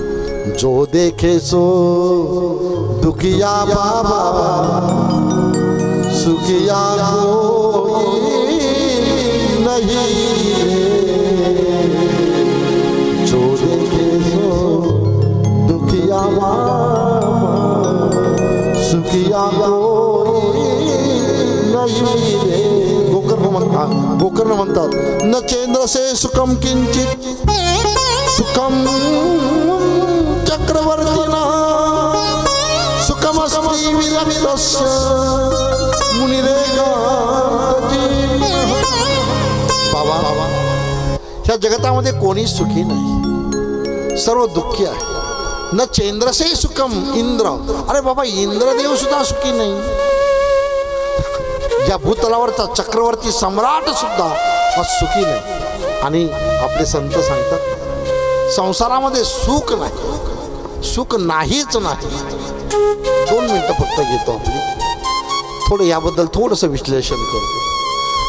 संतांनी सांगितलं सुख नाही आणि दुःख आहे संसारामध्ये. दुःख बांधवडी आहे हा संसार. तुकोबरा याच्या पुढे सांग, सुखाचा विचार नाही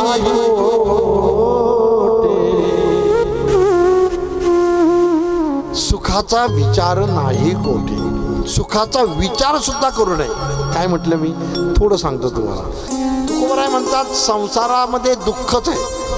मग महाराज आम्ही संसार का करतो? जर संसारात दुःख आहे मग दुःखरूप संसारात आम्ही संसार का करतो याचं उत्तर देतो. संसारात दुःख आहे, सुख नाही, मग आम्ही संसार का करतो? दुःख जातंय, सुख मिळत नाही. नीट ऐका, आहे संसारामध्ये दुःख जातंय, सुख मिळत नाही. म्हणजे काय? आपल्या पायामध्ये काटा भरला, काय झालं आपल्याला? आप्पा पायात काटा भरल्यानंतर दुःख झालं की नाही? पाय सलतो आपला, कशाने? काटा सलल्यामुळे पाय दुखतो आपला, बेजार होतो आपण. जोपर्यंत पायात काटा आहे तोपर्यंत बेजार होतो. पण एकदा का नाचखंडाने किंवा सुईने जर काटा काढला, आता काय झालं? काय झालं? सुख मिळालं नाही, दुःख गेलं. हो, काय म्हटलं? काटा गेल्याचं दुःख गेलं. मुलगा होत नव्हता, मुलगा न होण्याचं दुःख आहे. मुलगा झाला, मुलगा न होण्याचं दुःख गेलं, सुख आलं नाही. संसारात एक एक आनंद दुःख आहे. ऐशी दुःखे सांगू किती, सकळ संसाराची दृष्टी. अनंत प्रकारचे दुःख या ठिकाणी या संसारामध्ये. सुख मिळत नाही, दुःख होतं. म्हणून तुकोबाराय म्हणतात सुखाचा विचार सुद्धा करू नका. विचार सुद्धा, विचार करायला काय हरकत आहे का? हो, विचार करायला काय हरकत आहे का आपल्याला? नाही, हो की नाही? अर्जुन बाबा झोपले का आपले? नाही नाही. मी अर्जुन बाबा, मी तुम्हाला विनंती करलं की आहे हो जागी. मी आपल्याला सहज एक विचारतोय, बघा तुम्ही मनावर घेतलं तर बरं होईल. गावच्या सरपंच पदाला मी जर उभा राहिलो तर मला मतं द्याल का हो तुम्ही? बघा एकाचाही हात वरती नाही. आता काय करावं? ते म्हणे बाबा तुम्ही फक्त कीर्तन प्रवचनापुरतं ठीक आहे, हे दस्ता भानगडीत पडू नका, असं म्हणतील की ना तुम्ही? अहो तुमचं मत काय? माझ्या घरच्याचं मत मला मिळायचं नाही तर बाकीच्याच जाऊ द्या, मरू द्या. पण मी जर या वडाळी गावचा सरपंच मनामध्ये विचार करायला मला अधिकार आहे की नाही? माझ्या मनामध्ये मी या गावचा सरपंच होईन असा विचार करायचा तरी अधिकार आहे की नाही मला? तुम्हाला म्हणतात संसारामध्ये सुखाचा विचार सुद्धा करू नका. सुखाचा विचार नाही कोठे. मला हे सांगायचंय बाबा, तुम्ही व्यक्त दुःख करता आहात, सुख या संसारामध्ये नाही. तेव्हा तुम्ही एक काम करा. कुठं सुख आहे? सुखमस्तु विरक्तस्य पुनरेकांत जीविनः. बाबा या संसारामध्ये जे सर्व पडलेले आहेत ते कसे आहेत? अंधकुपे स्नेह पाके बद्ध पंगुरह शट कर्मणा पतितो न्यूनम मामुद्धर दयानिधी. म्हणून एक करा बाबा, या शरीराच्या गावाला तुम्ही आलेला आणि या शरीराच्या ठिकाणी ममत्व आणि जीवाच्या ठिकाणी मित्व म्हणजे अहमत्व आणि ममत्व दोषाने युक्त तुम्ही आहात. याचा विचार आपण पुढे केव्हा तरी करू. फक्त एक श्लोक वाचन करतो. देहस्तिमा सरुदिरे भीमतीं त्यजत्वं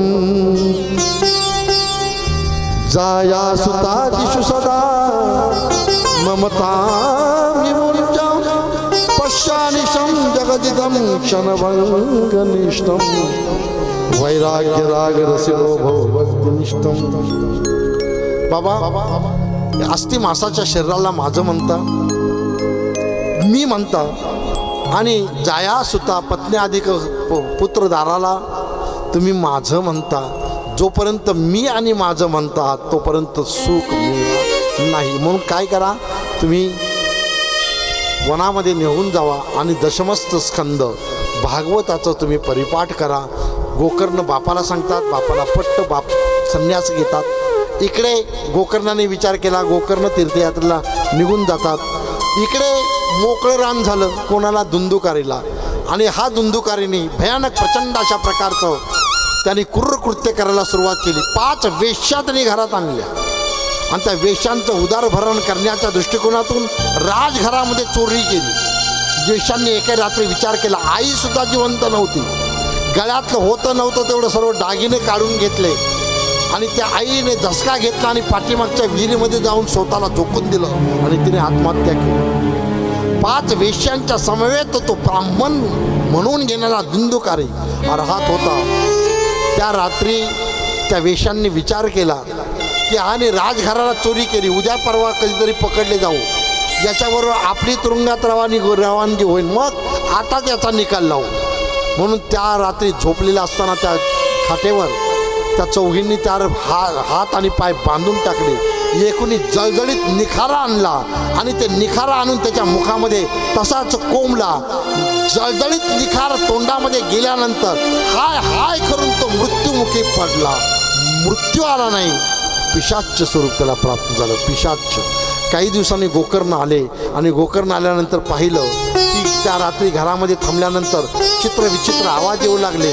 आवाज आल्यानंतर मंतरलेलं पाणी घेतलं आणि सांगितलं, चित्रविचित्र जो कोणी आवाज करत असेल त्यांनी माझ्यासमोर साक्षात उभे राहा, अन्यथा हेच जलमंत्र त्याच्यावर टाकून त्याचा विनाश होईल. आणि मग त्या ठिकाणी आवाज आला, दादा मला ओळखलं नाही, मी तुझा भाऊ धुंदुकारी आहे. आणि अशा अवस्थेमध्ये मी जायचं कारण की पापरूपी माझं शरीर आहे, त्यामुळे मला सद्गती मिळाली नाही आणि म्हणून पिशाच्च स्वरूप प्राप्त झालेलं आहे. काय करावं? सूर्यदेवाने सांगितलं, भागवत कथा करा, मुक्तता प्राप्त होईल. आणि म्हणून श्री गोकर्णाने आपल्या बंधुराजांसाठी भागवत कथा श्रवण केली, भागवत कथा आयोजित केली. आणि भागवत कथा आयोजित केल्याचा परिणाम त्या ठिकाणी सर्व स्वतः पिशाच्च स्वरूप एका वेळूच्या वायुरूप शरीर घेऊन तो बसला होता. प्रत्येक दिवसाला एक कांड पेर तुटत होतं, तसा त्याचा उद्धार होत होता. आणि ज्या वेळेला त्याचं 7 दिवस कथा वाचन पूर्ण झालं, त्याच वेळेला समोर एवं सप्तदिनश्चैव संत ग्रंथी निवेदनम कृत्वा द्वादश स्कंद श्रवणात प्रेततः, अशा रीतीने ते प्रेत मुक्त झालेलं आहे. अशी ही कथा या ठिकाणी सांगण्याचा हेतू ते आहे, ज्या माध्यमातून भागवत कथा ज्याच्या ठिकाणी आपण समृद्ध करत आहोत त्याच्या ठिकाणी भूत पिशाच्च, त्या घरामध्ये असणारे पितर दोष हे निवृत्त होत असतात. म्हणून आपल्या कुळामध्ये केव्हा ना केव्हा तरी आपल्या घराण्यामध्ये एक भागवत कथा करणं अनिवार्य आहे, का जेणेकरून पितृदोष जातात, भूत पिशाच्च जे काय आपल्यावर छाया असते ती निवृत्त होतात. आपल्या मुलांवर जे प्रकारचं अपंगत्व निर्माण होतं याचा विचार मी पुढे आपल्याला सांगेलच.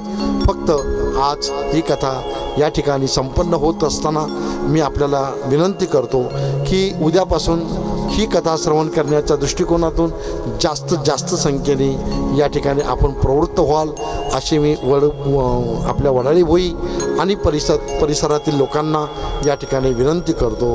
अहिरबाबांनी या ठिकाणी केलेलं हे वैभव आहे, हे वैभव आपल्यालाही याचं पुण्यता प्राप्त होईल.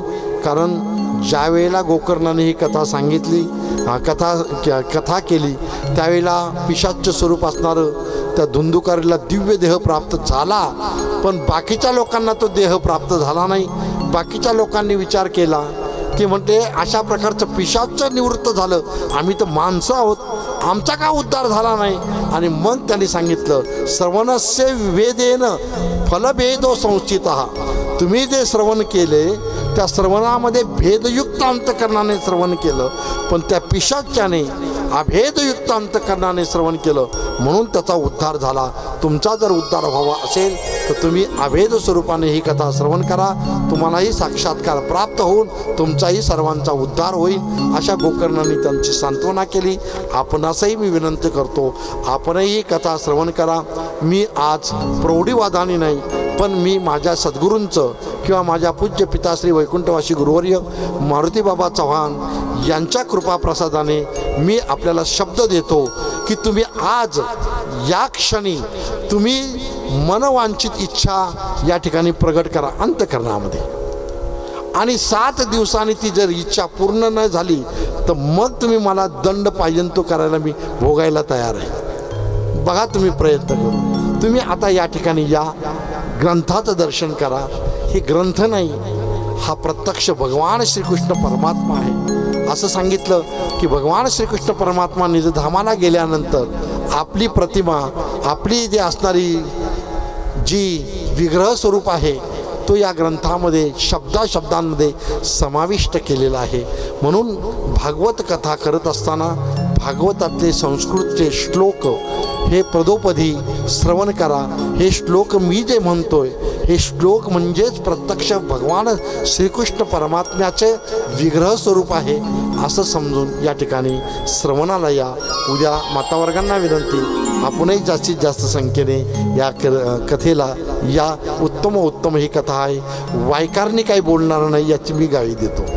हो, कारण कथेमध्ये इतर संसारिकाच्या गोष्टी न करता जी कथा आहे त्या कथेशी प्रामाणिक राहून कथा सांगण्याचा मी प्रयत्न करेल माझ्या अल्पमतीने. याची ग्वाही मी देतो आणि हीही ग्वाही देतो, तुम्ही ज्या क्षणी इच्छा व्यक्त करा ती क्षण तुमचे 7 दिवसात पूर्ण होतील याचीही मी ग्वाही देतो. तुम्ही जे मनामध्ये काही संकल्प असतील किंवा काही तुमची समस्या असतील, त्या समस्या तुम्ही भागवत कथेमध्ये व्यक्त करा, तुमच्या समस्या निवृत्त होतील. तुम्ही म्हणतात उद्या आलो तर चालेल का? काही लोक उद्या येतील, त्यांनाही या ठिकाणी विचार आहे. तेव्हा उद्या बरोबर 6:30 वाजता बरोबर आप्पा 6:30 वाजता बरोबर सर्वांनी जमा व्हायचं आहे. बरोबर 8:30 वाजता मी ही कथा संपन्न करेन. फक्त आता मी थोडंसं 15 मिनटं जास्त आपली घेतली, त्यामुळे क्षमा करा. बरोबर 6:30ला म्हणजे 6:30ला सुरुवात आणि बरोबर 8:30 म्हणजे 8:30ला सुरुवात. मी 9ची वेळ मागितली होती, फक्त 5 मिनटं हातात आहे. आज या कथेसाठी आपल्या सर्वांचं एक प्रकारचं भक्तिमय वातावरण करण्याकरता या ठिकाणी आमचे सहकारी आलेले आहेत. आदरणीय महाराजजी हे स्वतः गजानन महाराजांच्या मंदिरामध्ये त्या ठिकाणी सेवा करतात, असे महाराज या ठिकाणी आलेले आहेत. नागेशजी महाराज शेगावला मंदिरामध्ये स्वतः शेगावची जी पालखी निघते पांडुरंगाला भेटायला, त्यामध्ये सर्वस्व त्यांना भजनाचं नियोजन त्यांच्याकडं असतं. असे आमचे नागेशजी महाराज या ठिकाणी आपल्याला लाभलेले आहेत. अतिशय गोड उत्तम आवाज आहे. तेव्हा सर्वांनी त्यांचं टाळ्या वाजवून आपण सर्वांनी स्वागत करायचं आहे. आमचे शिंत सायझरवर मयूर जे आहेत, हे मयूर अकोला जिल्ह्यातले आहेत. त्यांचं शिंत आनंदकारण वातावरण आणि प्रेममय वातावरण करण्याचं सामर्थ्य त्यांच्या बोटामध्ये आहे. आणि आमचे हृदयस्थ आमचे किशोरजी महाराज फुले तबल्यावर आहे. हे किशोरजी महाराज फुले आळंदीमध्ये लहानपणी आले होते आणि सर्व महापुरुषांचा त्यांना संग लाभलेला आहे. असे किशोरजी महाराज आज तबल्यावर आपल्याला साथ करतात आणि आपल्या संपूर्ण विभागाचं वैभव हरिभक्तपरायण देवरेजी महाराज तेही या ठिकाणी मृदुंगावर. आज आमचे किशोर महाराज येणार नव्हते, म्हणून मी आमच्या दादांना सांगितलं, प्रशांत महाराजांना मी म्हटलं की तेव्हा माझं नाव ऐकल्यानंतर त्यांना खूप आनंद वाटला. देवरे महाराजांना त्यांचे पूज्य पिता श्री पुंडलिकजी महाराज आम्ही सहपाठी आहोत. गुरुवर्य श्री गुरु साखरे महाराजांकडं आम्ही एकत्र चिंतन केलं आणि आज दुसरी पिढी आज या ठिकाणी या रूपाने आम्हाला पाहायला मिळते. आज त्यांचंही आपण सर्वांनी टाळ्या वाजवून सन्मान करावा, सत्कार करावा. आणि आमचे सर्वात महत्त्वाचं आमचे प्रशांतजी महाराज, हे प्रशांतजी महाराज म्हणजे एक आपल्या वराई भुईला सापडलेले एक दिव्य रत्न आहे. त्यांनी जे काही एकंदरीत आपल्या साधनेच्या माध्यमातून ही शांतता हा गुण त्यांनी निर्माण केलेला आहे, तो सहजासहजी कोणाला प्राप्त होत नाही. तो आहे आमचे समोर बसलेले सर्व वयोवृद्ध तपोवृद्ध ही सर्व मंडळी अतिशय ज्येष्ठ श्रेष्ठ आहेत. आमचे सहकारी जेणेकरून आपल्या दिंडी क्रमांक 61मध्ये वैभव आणलं असे आमचे धोंडीराम महाराज या ठिकाणी समोर उभे आहेत. आणि त्यांनी विचार केला, फार मोठा त्याग त्यांचा आहे. त्यांनी दिंडीला वैभव आणलं. म्हटलं आता महाराज आप्पा दिंडीला वैभव आलं की नाही, आता काय दिंडीला यायची गरज आहे का? नाही. मग त्यांनी वैभव निर्माण केलं आणि दिंडीचा त्याग केला. पण तरीसुद्धा त्यांनी एक त्या काळामध्ये एक वैभव आनंद आम्ही घेतलेले आहेत. असे धोंडीराम महाराजही या ठिकाणी आहेत. आणि सर्वात महत्त्वाचं आपल्या गडावर असणारे मार्कंडेय ऋषींच्या ज्यांची सेवा केलेली आहे, ते सेवेले पुनीत झालेले आमचे महर्षी या ठिकाणी आलेले आहेत.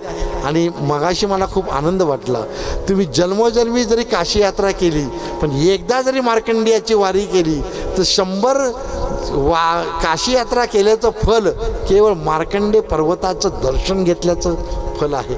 मार्कंडेय ऋषींचा तो आश्रम, त्यामध्ये सेवा करणारे त्यांचं वैभव तेही या ठिकाणी उपस्थित राहिलेले आहेत. त्यांचाही मी मानवंदना करतो. आणि आपल्या सर्वांचं उद्या, आता तुम्ही आलेली लोक उद्या याच म्हणा, आता ऐकलं आता उद्या यायची गरज काय, असं जर मनात शंका असेल ते मनातून काढून टाका. उद्या उत्तमोत्तम आपल्याला कथा श्रवण करायला मिळेल. म्हणून येताना उद्या आपण सर्वांनी जास्त संख्येने या अशी मी अपेक्षा या ठिकाणी करतो. उद्या जेवण कमी पडलं तरी चालेल, पण उद्या याच सर्वजण. हो, उद्या भरपूर जण आपण याल. माता